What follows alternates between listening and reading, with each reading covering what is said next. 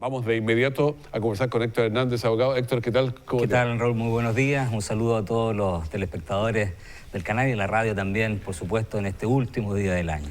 Último día del año 31, 2019. Pasó el tiempo rápido. Y más este año, después de octubre, digamos, yo creo que ha pasado mucho más rápido. Bueno, conversamos un par de veces, 2 o 3 veces, no sé, después de octubre. ¿Y qué ha habido de nuevo? Ha habido varias cosas de toda la... Sí, hemos avanzado, digamos, el mundo político, digamos, ha avanzado, digamos, en concretar este acuerdo al que se llegó de darle una salida institucional a este estallido social a través de una nueva constitución. Se ha avanzado en el Parlamento, sobre todo en la aplicación de este acuerdo al que se llegó en aquel minuto, fundamentalmente con el tema del proceso constituyente propiamente tal, que podemos ahondar, digamos, en cuanto a la paridad de género, la ley de cuotas, la participación de los pueblos originarios, los pueblos independientes. Yo creo que ahí hay algunos aspectos que son interesantes. Quiero hablar de eso, pero un par de cosas. Uno da por sentado que se va a aprobar, que vamos a hacer una nueva constitución, pero ¿qué pasaría si ponen 2 opciones y si pasara otra? Yo todavía no doy por sentado que efectivamente se apruebe la nueva constitución. Yo creo que estamos en el proceso. Claro. Yo creo, honestamente, que si bien el primer grito, digamos, o más bien ese primer llamado de atención daba la impresión que miraba hacia una nueva constitución, yo creo que en el tiempo esto se ha ido decantando un poquito. Tengo yo la impresión de que en general mientras a medida que pase más el tiempo la gente se va a informar más, va a estar más consciente de lo que significa la Constitución y de lo que puede regularse y las soluciones que se pueden obtener a través de la Constitución, que yo tengo la impresión de que va a haber cierta sorpresa. No sé si necesariamente se vaya a aprobar por una gran mayoría, pero tampoco sé si es que se va a aprobar, o sea, se va a rechazar por una mayoría muy ínfima. Yo tengo mis reservas al respecto, sobre todo escuchando y conversando con la gente que a uno le va diciendo, oye, pero tengo la impresión de que con la actual Constitución avanzamos mucho. ¿Será necesaria una nueva Constitución? Estoy siendo súper objetivo, no claro, es mi opinión. Es lo que uno escucha, digamos. En las calles, la gente, porque este es un tema que va a dar para harta conversación durante... Pero es un periodo breve, recuerda que hasta abril, en abril y después en octubre. Entonces, tenemos un proceso que se nos viene encima. Ahora, yo creo que sí, sería muy interesante ver cómo reacciona nuestra ciudadanía con un voto obligatorio. Porque el tema del voto de partida, digamos, en abril, digamos, todavía está en discusión si va a ser efectivamente voluntario u obligatorio. Yo tengo la impresión, y esta es mi impresión, sobre todo conociendo cómo han sido los procesos electorales chilenos con voto obligatorio, que quizás con el voto obligatorio podríamos tener alguna sorpresa. Yo tengo la impresión de que podríamos tener alguna sorpresa respecto de si se aprueba o se rechaza. Claro, que de aquí en adelante se va a conversar bastante de la nueva Constitución. Se va a hablar porque de repente da la sensación que nos va a arreglar todos los problemas y que el otro día vamos a estar todos bailando en un pie. Eso no es efectivo, eso no es efectivo. Y respondo a lo que tú me decías, que esto es súper importante y yo creo que aquí los que respetamos la democracia, y yo me considero un demócrata en todo sentido de la extensión de la palabra, digamos, tiene que quedar muy claro. Independiente cuál sea el resultado de este proceso electoral, independiente de si se gana por 1 voto o por 100 votos, aquí hay que respetar la decisión de la gente. Si efectivamente se aprueba la nueva Constitución, hay que respetarla. Los que están en contra tienen que ponerse a trabajar para hacer de este un país que nuevamente recobre cierta cordura institucional. Pero también si se rechaza la idea de una nueva Constitución, aquellos que la propusieron, la propugnaron, aquellos que estuvieron por el voto a favor, tienen que también respetar lo que dijo la ciudadanía en las urnas. Sí, eso es fundamental. Eso es fundamental. Y vuelvo a insistir, eso es fundamental para la paz social. Porque si aquellos que dicen que respetan y valoran la democracia y llaman a votar en un proceso constituyente como este, no son capaces luego de respetar la voluntad del pueblo, que hipotéticamente pudiera decir no, bueno, entonces ¿de qué estamos hablando? Yo creo que eso es muy importante. Claro, para la democracia. Estamos conversando con Héctor Hernández, secretario de la asociación. Sí, pero hoy estoy como abogado, digamos. Ah, ya, como abogado, ya, pero eres el secretario. Pero hoy día está hablando como abogado aquí, tranquilamente y viendo. Oye, ahora me interesa darle una miradita a lo que ha pasado en estos días, de las cuotas, porque tú estás informado de todo eso. Sí, claro. Que nosotros lo informamos, pero a veces un poco muy por arriba. Bueno, aquí me gustaría hacer un pequeño análisis previo, porque el tema de lo que se estaba discutiendo era efectivamente si este proceso constituyente iba a considerar lo que se denomina la paridad de género, y eso es un tema, me gustaría explicarlo. Que fuera 50-50 entre hombre y mujer. Exacto. Luego el tema de las cuotas, que es un tema que también se ha aplicado a las mujeres, pero básicamente en este caso estaba considerado respecto a los pueblos originarios, y el tema respecto de las candidaturas independientes. Este tema que quedó fuera del acuerdo de noviembre, digamos, se discutió por fuera de la aprobación misma de ese acuerdo que dio origen a este proceso constituyente. Y se discute fuera porque precisamente los partidos políticos no se pusieron de acuerdo en esos aspectos cuando se creó esta comisión técnica. Si usted recordará, se creó una comisión técnica de distintos abogados y expertos, en general, no todos eran abogados, para analizar, digamos, los pormenores de ese acuerdo. Y ahí quedó pendiente estos aspectos. Eso finalmente la Cámara de Diputados lo aprueba ahora hace unos días, el 19 de diciembre, si no me equivoco, a través de leyes comunes fuera del proceso mismo, digamos. Pero se aprueban para que formen parte del proceso constituyente. La Cámara de Diputados los aprueba en primer trámite y ahora tiene que pasar al Senado. Y eso todavía no se aprueba, ¿ah? Pero se considera efectivamente un proceso de paridad de género, se establecen cuotas para los pueblos originarios y se permiten las candidaturas independientes. Y a paridad estamos entonces 50-50, hombre y mujer. Una cosa así, en el fondo lo que se establece es que no puede ninguna candidatura sobrepasar el 50% ni de hombres ni de mujeres, claro. Y además se establece que las listas deben ser encabezadas por mujeres. Ahí ya no queda tan paridad la cosa. Así es lo que dice el proyecto, digamos. Claro. Y disculpa, y en el caso de los pueblos originarios se establece un mínimo de 19, si no me equivoco, cupos en el caso de la Comisión Constituyente a secas, digamos, la que está constituida completamente por ciudadanos. Ya, con 100% de ciudadanía. Y 21 en el caso de la Comisión Constituyente mixta, es decir, parlamentarios y ciudadanía. Porque uno no sabe cuál va a ganar, cuál opción. Exactamente, exactamente. Entonces ahí se considera esos aspectos. Y son interesantes porque efectivamente en las naciones occidentales, con sistemas constitucionales como el nuestro, los han ido incorporando, efectivamente.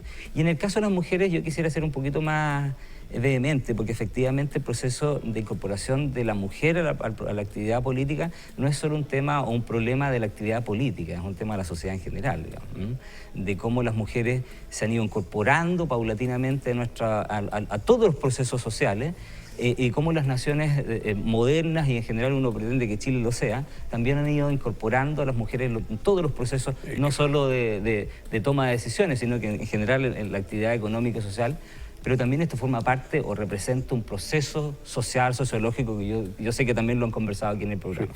Sí, yo creo que había una fuerza física, mental, psíquica, todo que estaba perdiéndose, porque las mujeres tienen una mirada distinta en muchas cosas. Entonces, en una conversación de ahí, 4 tiene que haber mujeres, porque si no, nos falta una mirada. Es que también es una cuestión absolutamente, digamos, de natura, digamos. De natura, pues las mujeres son mayoría en nuestro país, digamos, entonces es una cuestión... Son como el 51%, pero claro, digamos, claro, que tuvieron tan poca participación. Pero fíjate que es bien curioso pensar que la participación de las mujeres en Chile que ha sido bastante señera, y en esto hay que reconocer que efectivamente nuestro sistema político las ha ido reconociendo hace bastante tiempo. Pensemos que la primera vez que votan las mujeres es por allá del año 39 en elecciones municipales, y ya se establece el voto universal el 49. Y fíjate que el primer presidente que sale elegido con votos de mujeres es un linarense. El año 52. El año 52. Carlos Ibáñez del Campo. Entonces es muy particular porque nos afecta directamente a nosotros. Y fíjate quiénes eran los partidos o los movimientos que se oponían a la participación de las mujeres. Es muy curioso esto, porque por todo lo que se ve en la calle y las consignas, eran precisamente los movimientos anarquistas los que se oponían a la participación. Los que no querían que votaran las mujeres. Que no votaran las mujeres, y curiosamente los movimientos de izquierda. ¿Y por qué? ¿Cuál era la razón que se daba en ese minuto? Porque se decía que el voto de la mujer era un voto conservador. Entonces, se oponían a que la mujer participara en los procesos electorales. Bueno, el tiempo ha ido cambiando, efectivamente hoy la opinión de las mujeres, así como la de los hombres, es transversal, está en todo ámbito del espectro político, digamos. Y eso ya ha quedado un poquito en el pasado. Pero déjame hacerte una acotación, que acabo de terminar de leer un libro muy interesante que se llama Planeta Vacío, de 2 demógrafos, uno un canadiense y el otro un australiano, que hablan a propósito del tema de la participación de las mujeres en general en todos los procesos. Y es muy interesante observar cómo la urbanización y en general la educación ha permitido que efectivamente las mujeres participen, que esto no es ninguna novedad, digamos, pero que se ve con mayor claridad en las naciones occidentales, ha permitido que la mujer entre fuertemente en todos los estancos digamos, de participación social y que ha permitido además que los países desarrollados empiecen a generar estas leyes de cuotas que permiten, no solo en el ámbito político, porque el ámbito político es una expresión, sino que también en distintas otras actividades, en la empresa privada, en los directorios de los bancos. El caso más emblemático es el de Islandia. Islandia tiene una banca constituida completamente por mujeres. Es un tema súper interesante que me gustaría abordarlo, pero en general la participación de las mujeres ha ido aumentando en forma exponencial, pero todavía está al debe. Y en Chile estamos al debe. Pero es bueno ver cuán sensible es por ejemplo, la mujer tiene una sensibilidad distinta. Sería bueno ver la experiencia en Islandia, por ejemplo, como resultado. Mire, conozco el proceso de Islandia porque es muy interesante observar cómo en la denominada crisis subprime, si tú recordarás, la crisis que se produce a propósito de los créditos hipotecarios. ¿Cómo olvidarla? Como olvidarla, Chile padeció en carne propia ese proceso. Las bancas en general de los países que funcionaron con esta especie de burbuja de la actividad inmobiliaria estallaron, muchas quebraron, y uno de los países que fue muy afectado fue Islandia. ¿Y qué hicieron los irlandeses? Que son muy poquitos. Los irlandeses son, no recuerdo exactamente el número, pero ya, 3 millones. 3 millones, pongámosle un ejemplo, sí, puede ser por ahí. Un país muy pequeño. Y los dirigentes y la población se dieron cuenta de un caso. De los pocos bancos que habían en Islandia, los bancos dirigidos por hombres, todos aplicaron estas técnicas, digamos, que llevaron al colapso del sistema bancario. Pero hubo un banco que no aplicó ninguna de esas técnicas, que salió a flote, que siguió funcionando. Y curiosamente miraron el directorio y eran puras mujeres. Entonces, sigamos la receta. Y el Banco Central de ese país dijo, el sistema que ustedes aplicaron es el que corresponde. ¿Y saben lo que hacían? Era muy sencilla. Aplicaban tasas justas. Tasas de interés adecuadas a la realidad de las personas, nada más. Claro. Ahí está lo que tú dices, la sensibilidad de la mujer. Claro. Bueno, hoy en día el sistema islandés de la banca es un sistema que se utiliza como ejemplo, digamos. Bueno, es bastante bueno eso. O sea, es bastante interesante que la participación entonces sea obligatoriamente 50-50 aquí. Sí. Por lo menos.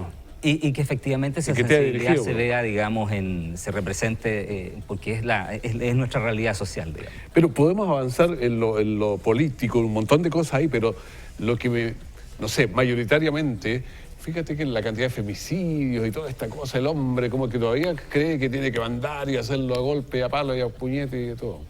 Eso es un gran problema que todavía está enquistado en nuestra sociedad. Y es esa expresión de machismo que aún queda duro y fuerte en nuestra sociedad. Pero déjame darte un ejemplo, afortunadamente, porque a veces miramos siempre el vaso medio vacío, digamos, y hay que mirar con cierta... todo femicidio eso es algo atroz, terrible. Cualquier muerte en general. Y no solamente el femicidio mismo, sino que a veces con los niños, tú haces eso, de todas esas políticas que son terribles. Y en esto hay que ser muy claro. Afortunadamente nuestra sociedad ha ido avanzando. Y a veces miramos mucho a las sociedades europeas, americanas, como el gran ejemplo, paradigma, digamos, de civilidad, y nos encontramos con algunas cosas sorprendentes. Fíjate que Francia, la cuna de la libertad, la solidaridad y la igualdad, el año pasado tuvo cerca de 300 casos de femicidio. El machismo en Francia es bastante más duro, exacerbado de lo que aparenta esa sociedad tan abierta y tan culta. Afortunadamente en Chile, pero es terrible igual, hubo menos de 40 en Chile el año pasado, que es terrible. Claro, que haya uno es terrible. Todo es terrible.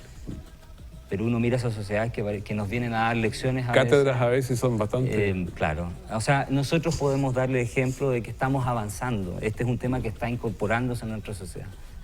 Así como el tema de la droga, del alcoholismo en general, que son temas del mismo tabaquismo, como hemos ido aprendiendo de estos aspectos, a sacarlos un poco de nuestra sociedad, de nuestra vida. Bueno, entonces ya tenemos estas cuotas con los pueblos originarios. Y hay algo más que me pareció que me dijiste. La candidatura de los independientes. Candidatura independiente. Eso también es muy interesante porque efectivamente aquí no hay que digamos, no hay que ponerse una venda. Lo más evidente y lo más lógico es que los partidos políticos Claro, hagan que tienen toda la campaña, estructura. porque así funciona el sistema político occidental, moderno, normal, digamos, a través de los partidos políticos que son fundamentales. Yo vuelvo a insistir, los partidos políticos son fundamentales. Sin partidos políticos Es que podemos por caer ahí en las orientamos el demagogias asunto, como- si no sería un caos. Así es.